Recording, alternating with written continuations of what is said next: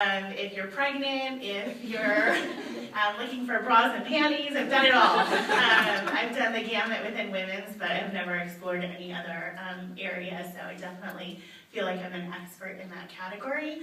And here where I am today, and I love it, so I wouldn't change a thing. I think you did all right, Paula.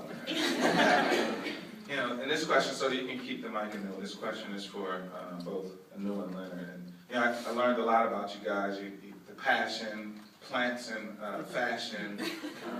You know, so I'm going to get a little bit more into, you know, you talked a little bit about influences, both of you.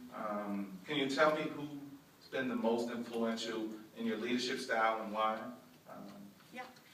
I'll start since I have the mic. My dad, for sure, I joke about his dedication on education, but he is probably the single biggest influence on me. He's an entrepreneur. He started his own company cleaning polluted air and water with activated carbon. He's a chemical engineer and did a lot of really good things. And when I was growing up, I would constantly be spending time in the office. I was doing expense reports when I was 12 for this organization, answering phones, restocking the photocopy machine. So I really learned about dedication, hard work, how you really need to kind of be your own leader. And he had this paperweight on his desk, and it was an image of a bobsled team, and it was all the dogs carrying the bobsled, and it said on it, if you're not the lead dog, the view never changes. And it's something that stuck with me. It was my college essay, who wants to look at another dog's ass all day? So it's definitely something that stuck with me is I want to be up front. I want to really lead the charge. I want to get that sled to victory because I'm not allowed to curse. I do that a lot. I blame Cheryl Clark for those of you who knew her. But it's definitely part of what has been a huge influence in my leadership style. I really want to work on a great team of people, but I want to be in charge of that team of people and get them to where I think we can go. And I've always had that in the top of my head. I'm an entrepreneur at heart. It's the spirit that I have. If I've ever made a job change, it's for something that has been small that I think can be mighty. When I came back to Old Navy, I didn't start in women's apparel. I started in plus and maternity when I came back, and really believed in that small business that could go somewhere. And I'm sure Tom Sands is like, and then where is it now? So he definitely is an influence on me on that too. So I think that those are the kinds of things that really drive me from a leadership standpoint in terms of how I operate day to day. I would say for me is also my parents, my mom and dad. My father, we used to sit down together and look at the blueprints and the buildings he would build and look at the architecture of it, and we would sit down and he would test me. And he would say, I need you to draw like a 2-point perspective drawing of the house next door. And I was in grade school. And so we draw it, and he would show me the plans, and it really taught me about just really paying attention. And really the structure is really important, and how you go about in doing things is really critical, and how do you arrive at where you want to go. And then my parents, we immigrated to America when I was 4. And my family is not a very typical Filipino family. First of all, we're not Catholic. And language was a very important thing. And the idea of acclimating to American society was very critical. And so my parents, my mom and dad, they did not encourage us to speak the language at home. They encouraged us to speak English. They said, if you're going to be an American, you have to be an American, and you need to speak English. And so, despite the fact that our relatives was not very happy with the fact I don't speak Filipino at all, 0, I understand a little bit, but they really believe that if you're going to be living in a country, and this is going to be your country, you need to live in that country. And that really helped me along the way as far as who I am. I'm an American, and I happen to have a Filipino heritage, you know. And so I utilize that as sort of like the basis of who I am today and how I behave in the country that I live in today. So language is very critical. And also the idea of choice. My parents are divorced, and they had to make choices in their life. And I learned a lot about that you have your own destiny, and you have to make choices in life. Sometimes you're not happy. Sometimes you're given a card that's not really good, and you just have to deal with it. You know, sometimes you want things so perfect, but it's never going to be perfect. And you want everything so much all at one time, but you're never going to get it. And I realized from my parents that, you know, things take time, you know, and that you have to just kind of go with the flow, you know, and just do the best you can, carry on, and be happy with the choices you make, you know. My father decided that he didn't want to live in America, and he decided to go back to the Philippines because he felt he wanted to be there more. My mom decided she'll be here, and she made the choice to stay here and made the best of it, and you know, here I am. So for me, I'm glad she made that decision. I'm glad too. So for me, just, you know, my everyday and how I operate and things like that is just, you know, structure is very important to me and how I go about doing it. But also, you know, I make choices every day, and I have to make conscious choices, whether they be good or bad, but I have to be conscious of what I make. Thanks. Christian and Esteban, anyone want to add anything on that question? Yeah. Okay. I was fortunate enough that my parents are really important to me too, but I had a great figure that really helped me out, which was one of my professors in school when I went to design school. She was like a huge support of me and really like believed in me, like, you know, throughout my career, and we stayed in touch after that. And you know, and kept in touch and really helped me out. You know, when I had a problem, you know, I would talk to her, and she would like help me figure it out. And after that, then I was working a big it was a small company. It was a big problem. It was actually my family's company, and the economy went bust in Argentina, and they had to close down, and I lost my job. And she actually gave me a job after that, and actually after that I did really well. And I think it's just so important to have somebody that believes in you, and it's like a sounding board, and somebody that trusts you and advises you. And I know that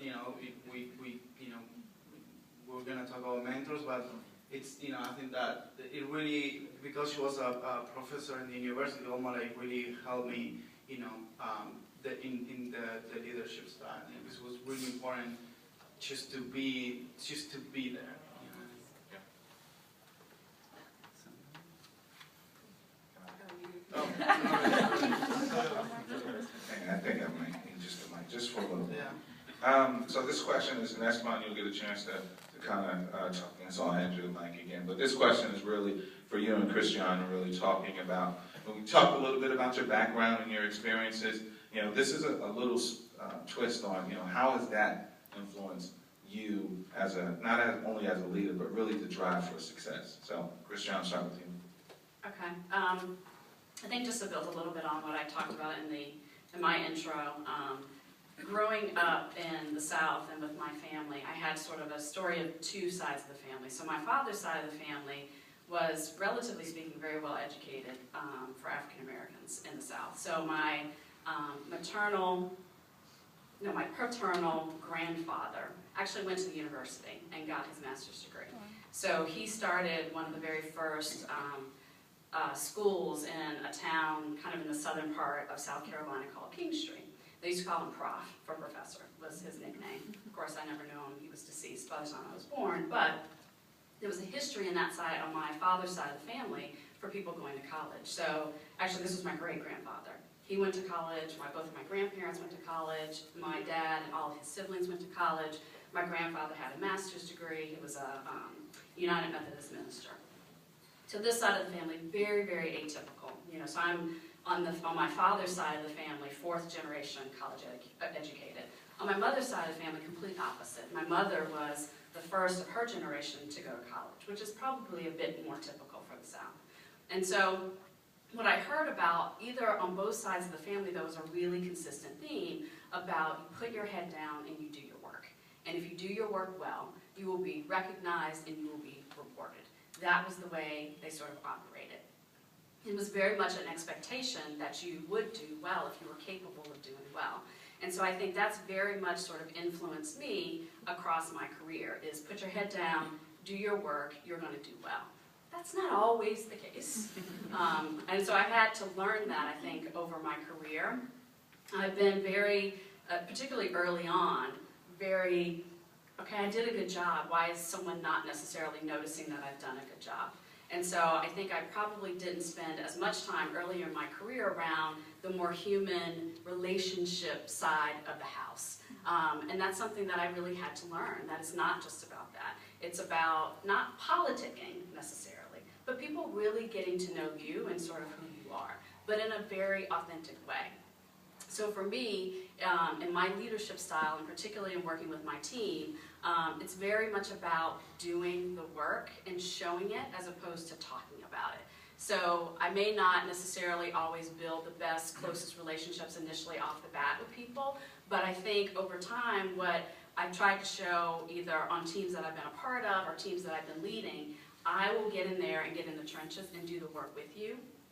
I'll be there to support you. I'll make sure that whatever you need, I'm going to be there. I'm going to defend you. And over time, I think that has really helped me. And it's helped teams really rally around things that I want to do, where they feel like, oh, it's not just talk. When we're one-on-one alone, you say you're going to support me. It's really when it's time and it's hard and it's difficult, I'm going to be there to support you. So that part of my background of seeing people just putting their head down and doing the work has very much influenced kind of my approach professionally.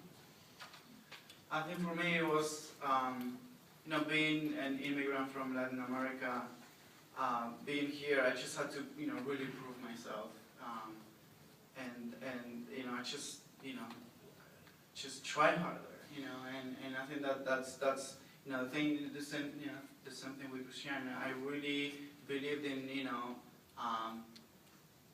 working hard and getting the rewards, and sometimes it does get frustrating because you see somebody just talks the talk, and they get there, but then you just pass them because if you believe in yourself, but just try hard, and in my case it was more like I was so eager to learn, and really understand the culture. That in some cases, I was, because I lived in New York for the first 8 years of being here in America. It was like just talking with people from New York, and they're like, oh, I love Chinese food, and I was like, oh yeah, have you been to Flushing? Because the best Chinese food in New York isn't actually Flushing, Queens. It's not. Oh no, I've never been there. So it's just like, but seriously, when you really immerse yourself and you try harder, you get to see some different, you see things from different angles too that really helped me too. Just get there because again, I really needed to do that and work really hard, at it. Anu and Leonard, would you want to add anything on that? No? No. So this one is for Anu and Leonard. So it's really just talking about mentors. So my team's here, and they know how important mentoring. If anyone's heard me talk about diversity, mentoring is something I think is critical. So I want to know a little bit more about mentoring experience. Who's been a huge mentor in your career, whether it's here or just overall? And I want to hear a good story from your mentoring relationship. So, Leonard, do you have the mic? Mentoring. I've had in my entire life, I've had really amazing people come into my life. And they're not specifically mentors, but they have been influences in my life, and they're bits and pieces. And when you think about it, it's the sum of everything that you've experienced that you realize, wow, I've been mentored, in a different way, And some of the people that have been really great are, from a career standpoint, there's one woman, her name is June. She was the draper and pattern maker for Sonia Riquel. And she was an amazing mentor, helping me understand being in fashion and understanding the process of three-dimensional, realizing your ideas and really breaking the boundaries. And she said, once you understand what you want and how you make something, you can break any rule you want. But you have to understand the fundamental things about what you're doing first. Understand the rules. And then once you know that, then you can break it all you want. But if you don't know that, then you don't know what you're doing. So she was really, really critical in sort of helping me understand, realize some of the ideas that I had, and just watching her work and working with her fittings and everything else really, really helped me through. There are people in my mom's family, my mom's friends, you know, when her